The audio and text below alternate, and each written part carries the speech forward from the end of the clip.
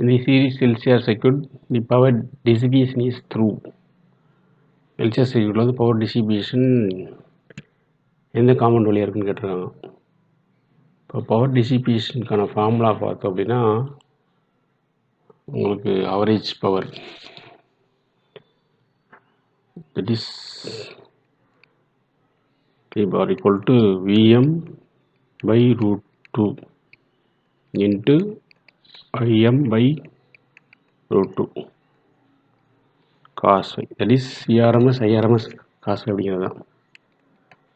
Vrms into Irms cos phi. இப்போ இந்த phase angle இருக்குதுங்களா, அந்த phi equal to 0 for another resistor only circuit.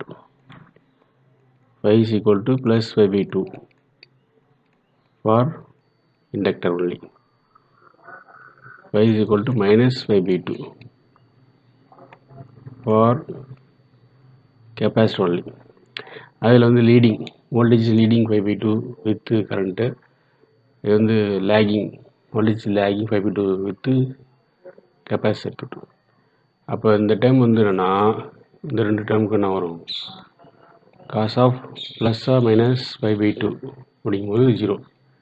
Either positive by by 2 வந்து 90, so cos 90 0, cos minus 90 also 0.